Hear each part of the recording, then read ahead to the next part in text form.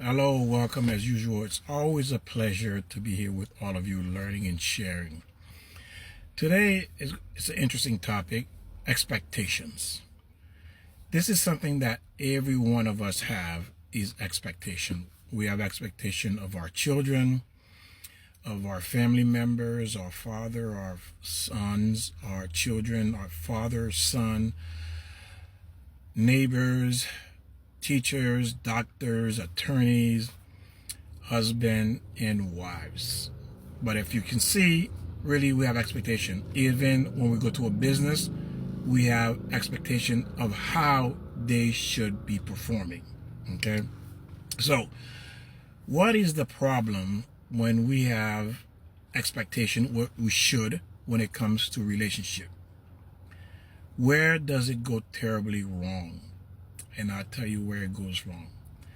Because we've been sold a bunch of lies, unfortunately, we are looking for these false, remember, these are false expectations that the world has taught us. And if something is false, it means it doesn't exist. So now we are basing our entire relationship on false expectation. And what does that mean? We are looking at, for example, some people, some women in general, they want a man that is 6 feet tall, making over $100,000, $200,000, $500,000. Now, there are men who have these attributes, these resources, but the average man is not 6 feet tall or have $100,000 or $500,000 salary. It simply doesn't have it. So because you are expecting every man or most men that you come across and the one who do have these things, this is where it gets tricky. This is where you mess your life up. Let's say you do find a man that has 6 feet tall, making $500,000, $500,000 a year. Now, you were expecting those two things, but you did not expect he was going to cheat on you. You didn't expect that you were going to be the only woman in his life. You did not expect that he was going to disrespect you. You did not expect after 6 months he's bored of you. You simply just another possession. Because why? He has plenty of other women waiting in line to take your place. These expectations again, but again, it is your fault, right? Because it's like a business transaction. That's what you're doing. You are not looking for love. You're looking for a business transaction. And anytime there's a business transaction, you are looking for what the business is going to do for you. You're not looking to do for the business. You're not looking for the corporation. You're not looking to do anything for the corporation. You're investing into their stock. You are looking for what that business, that stock you invest in, what is he or she or the entity going to give me in return?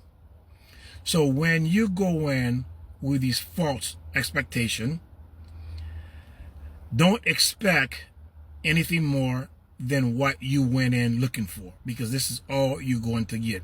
And also, be prepared for the heartache, for the torture, the misery you're going to put yourself in for the next 5, 10, 15, sometimes even 20 years before you realize it will never be what you thought.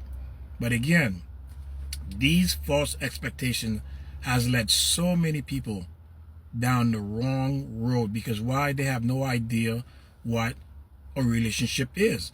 Because people today are looking for, what can he do for me? What can she do for me? Does she possess what I'm looking for? Whatever that may be. The height, the looks, the money, the fat pocketbook, whatever it is, provide me with comfort, providing me with, 6-story building, whatever it is that you're looking for, it's nothing more than a transaction. And what happened is, when you have a business transaction, the business is over, there's a point where this person is no longer interested in you. Because why? He or she, or especially him, you find another business partner that has something better to offer than you. even though you've been with him for 5, 10 years. But again, she's younger, she's prettier, she can give me this and this and this, the same thing you did to him. The only difference is now you lost your value because that's all you had coming in with. So because young women are going in, and I see that with a lot of older women too, with these false expectations, and you are expecting to have a successful relationship, it will never happen. Because why? God did not design marriage to be the way you expect it to be. You're not going to change the way it is. You're not going to change the man. You're not going to change the woman. You're not going to change the way God designed the soul, designed the men to be, designed the women to be. You're not going to change the way He designed marriage to be.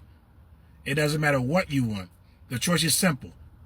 Be miserable with someone, live by yourself, or understand what marriage is all about.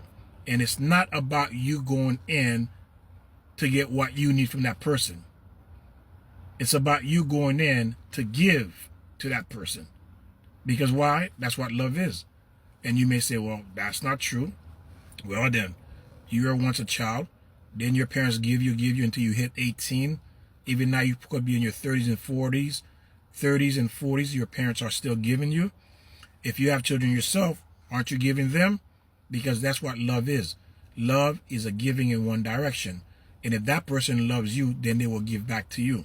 Because love, what love does, it promotes well-being. That's what love is. It's going to promote well-being. Anything that does not promote your well-being is evil. It's going against your well-being. It's detrimental to you. So when you go in with these expectations, you are not looking to promote that person's well-being. You're looking to promote your well-being. And again, that becomes a business transaction, and therefore is going to fail. Because that person, he or she going in for the same reason you're going in. What do you have that they want from you? And as long as you provide that thing, they'll be with you. The moment that thing is no longer available, they're going to find someone else who's going to provide them for that thing. Or someone who could provide them more. For example, if I have a 6-bedroom house, I find a man say, I can give you a 10-bedroom house. Or you driving a Mercedes, I give you your Lamborghini. Guess what? She's leaving. Because why? He has more to offer. Because it's always been about business. And business, think about it. If you own a business, you're always going to look for a way to improve your business, to make more, to increase, to grow. That's the person's business, to grow.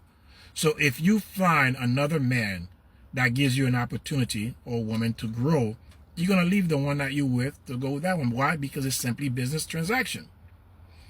And when the person is no longer capable of providing those service, those expectations you had, these false expectations, you're going to leave as well. So when you go in, I was telling someone this the other day.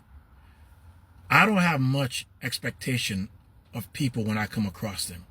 What I do, I analyze them. I see who they are, their level of intelligence, understanding when it comes to relationship, understanding when it comes to many aspects of what life requires you to have. Are you kind? Are you loving, caring, sensitive? Are you a liar, cheater, or whatever the case may be? When you understand what that person is, you already know you cannot have much expectation from them.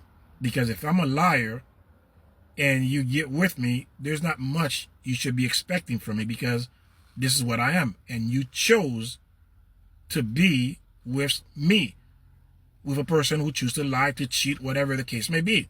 That is a choice you made. But you knew this going in. And if you did not know this, you certainly found out, but yet you staying. Why are you staying? Because again, there's a thing called self-hate. Or not only that, because if you really love yourself, well, it is self-hate. If you really love yourself, why would you remain with someone that's abusing you? If you are truly valuable, why would you remain with someone that doesn't see your value? People who value themselves, who have decency or shame, will not be with someone who doesn't see their possibility. Thank you, and I'll see you next time. God bless.